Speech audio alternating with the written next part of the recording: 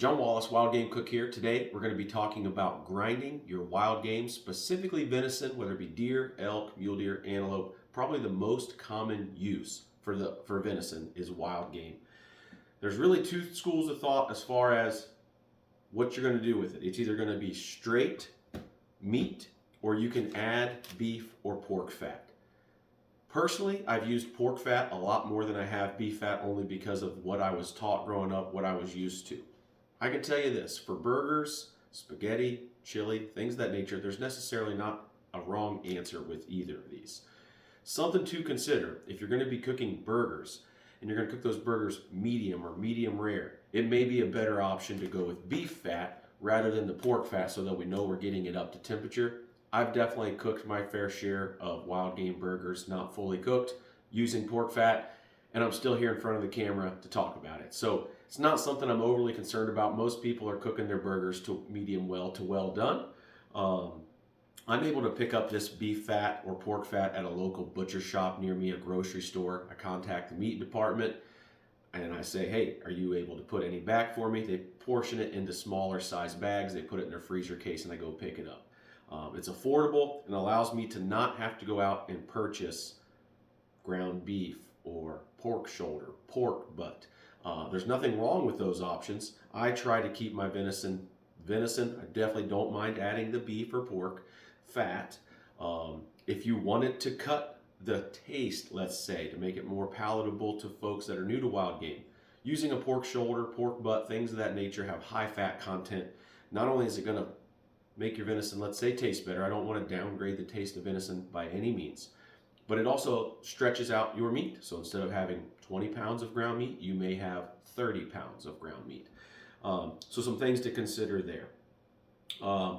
Then there's two rules of thought as far as how you're going to seal your wild game or your ground meat. So I prefer the packing system. It's what I've grown up with. It's what I've been accustomed to, using the wild game bags.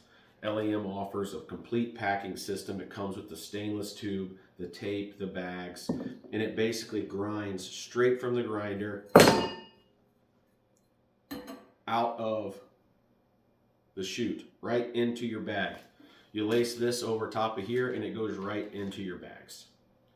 The other school of thought is a chamber vac or a vac sealer, which I'll be showing you later in this video. Grinding your meat, portioning it out, putting it in the vac seal bag, vac sealing it, and then smushing it so it lays nice and flat in your freezer. Again, both options are great. I highly recommend either one of them. It just depends on personal preference. So we're going to get into some of the finer details of grinded meat. Hope you're going to enjoy this video. One of the most helpful things you can have while grinding meat, especially if you plan on adding fat to your venison,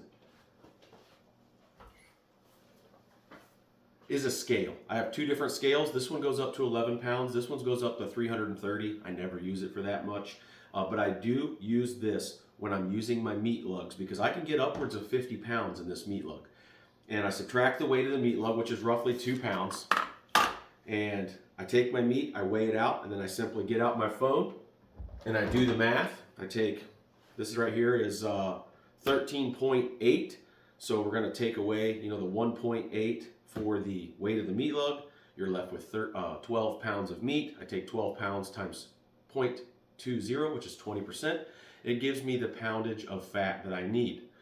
Something to be aware of, if you're going to make large batches of ground meat and you've got large batches of fat, a lot of recipes, rule of thumb is generally about 20% fat. Keep in mind, just like us, muscle weighs more than fat.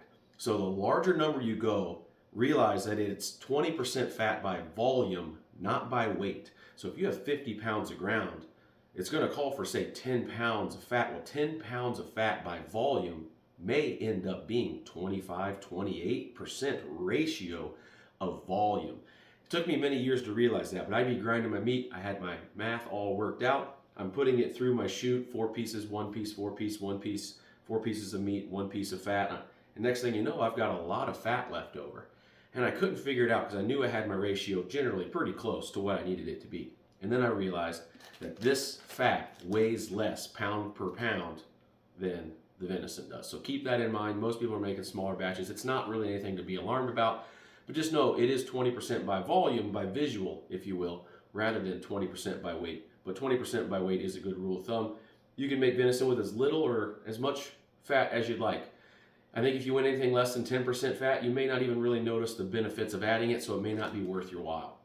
If you went as low as 15 to 18, it's definitely still going to be suitable. And if you went as high as 25, maybe a little higher for your venison, especially if you're going to make things like burgers, tacos, meatloaf, things where that fat's going to add juiciness. Those are all factors to think about as far as what the final product is going to be for your venison. If I'm making a very fatty breakfast sausage, I may use pork fat, and I may go as high as 30-33% on my wild game, because I really want that breakfast sausage to be nice and fatty. I don't want it to be dry. So what we're going to do now is, like I said, we're going to confirm this. We're going to get it weighed out on our scale. We're going to weigh out our fat.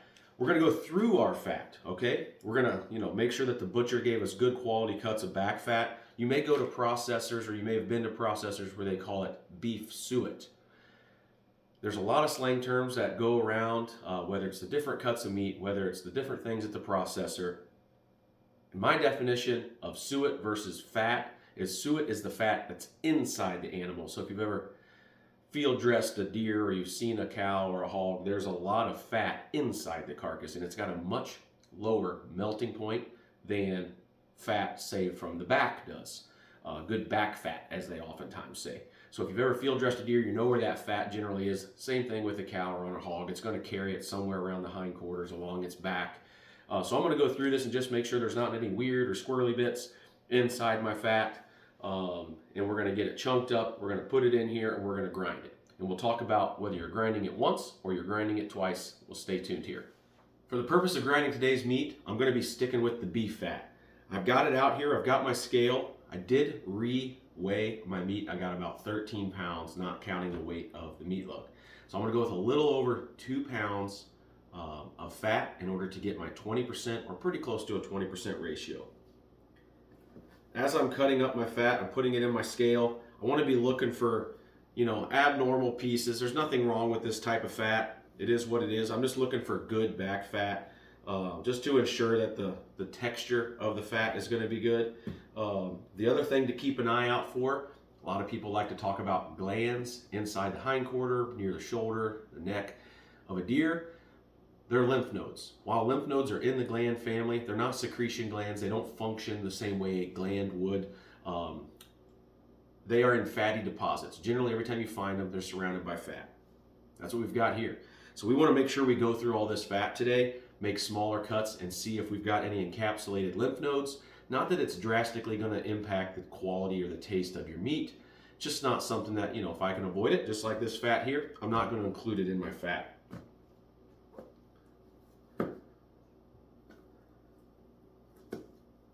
You may have odd and end bits. This looks like it could be from the rib cage or something of that nature. I've got a little bit of cartilage there. If you can have your fat cold, for sure, semi-frozen would be ideal. Same way with your meat. You want to make sure you don't have it too firm and too frozen, or it will not go through your grinder. It will overwork it. Here's just a chunk of meat. I'm just going to leave that over here for now.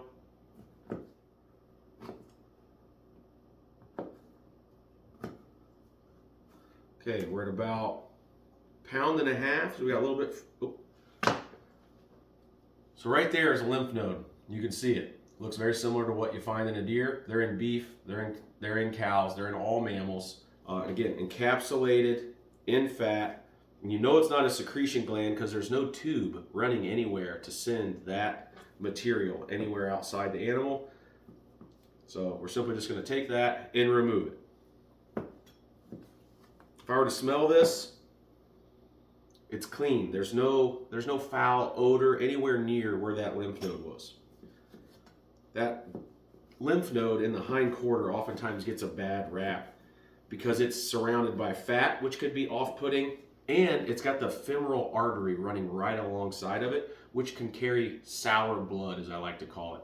Once you've shot a deer and that it doesn't bleed out properly, the blood is inside that leg, and it'll stay stagnant in there. It can get really foul, and I think that oftentimes is the culprit for any smells, off-putting taste. is coming from that, not necessarily the lymph node.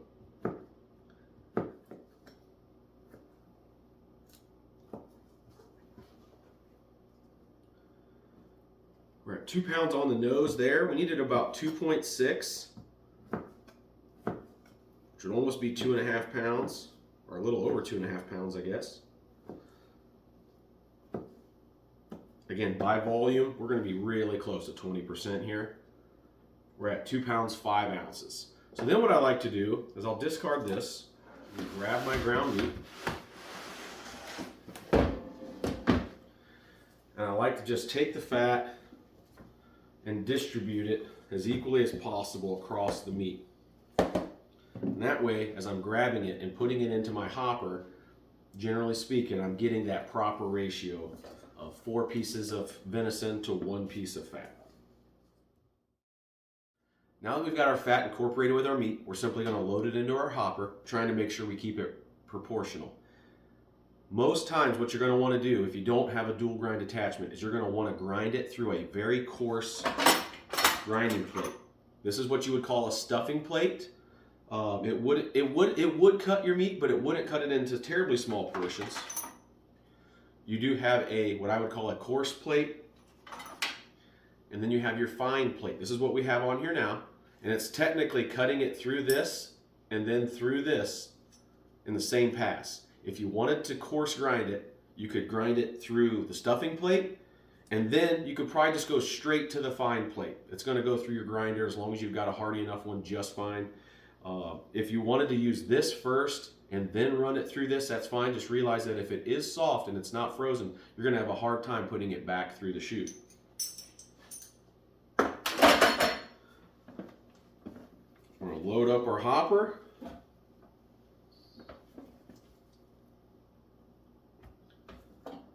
I do have a drain tray inside this meat lug. LEM offers those, and it does allow that myoglobin and blood to flow away from your meat, which improves the taste.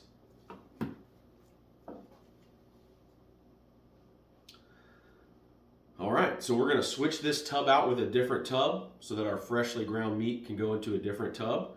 We'll see you back here in a minute. All right, we're ready to start grinding. We've got our meat. Again, depending on what your options are as far as do you want to put it in a vac sealer? Do you want to put it in a ground meat bag? That's a decision you're going to have to make. If I was putting it in the ground meat bags, I would totally feel comfortable running this through in the right proportions and go straight into that bag. It's super simple. For today's purpose, we're going to be using the chamber vac in order to make them nice and flat to go into the freezer. We're going to turn this on and just start dropping things down the chute.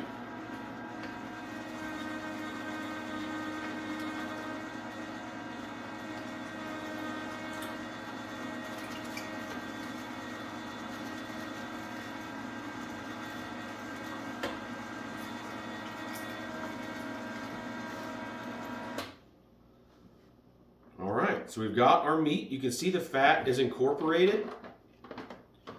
Watch this. If I were to take this and to run it right back through,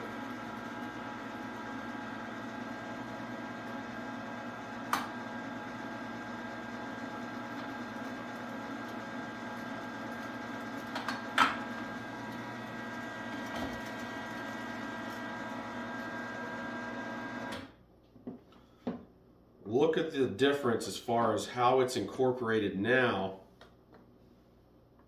So this is technically 4 passes because I've got the dual grinder. The same principle would be as if you grinded it separately twice.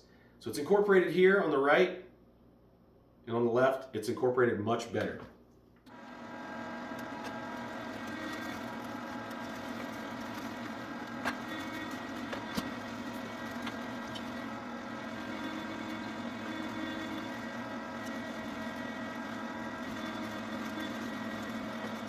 All right, so we're going to go ahead and continue to finish grinding the rest of this, and then we'll be ready for packaging. A tip that I did learn in recent years is that I don't necessarily have to cut the pieces into small pieces in order to fit into the grinder easily and to not have it really overwork. But as long as you cut them into thinner strips, it goes right through and really kind of pulls itself through the auger a lot better.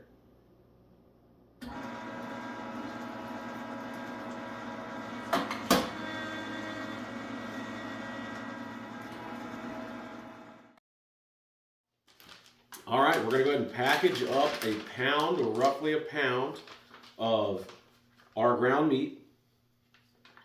And we're simply just gonna put it in our vac seal bag. Again, this would work whether it's a vac sealer or in this case, a chamber vac. We're gonna kind of eyeball that, get it in there. Again, our family, we use 1 pound packages, 1.5 pounds. We kind of just make them random depending on what we're making. If we're making burgers, we may need more than if we're making a meat sauce for spaghetti. So you simply just put it in there, get a little bit of the air out, hit the button.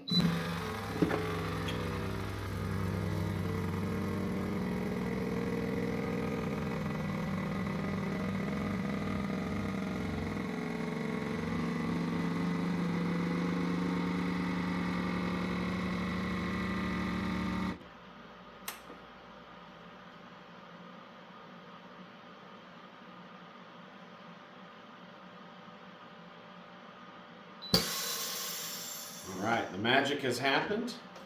We're gonna go ahead and lift it up. Airtight package.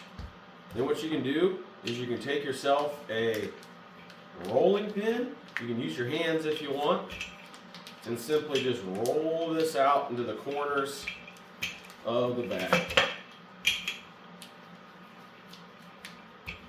Get it as flat as you want. You don't have to flatten it if you don't want to flatten it, depending on how much meat you're putting in the freezer. But there is an airtight ground venison. You always keep a Sharpie handy. Venison, the date. And that's it with the vac seal option. I'm going to show you real quick how to do the ground meat bags. All right, so we're going to show you the ground meat bags, the wild game bags. We've got our stuffing tube on here. We've got our chute loaded with venison. You can see it starting to come out there. So you simply just take this bag, slide it over the chute, load up your hopper.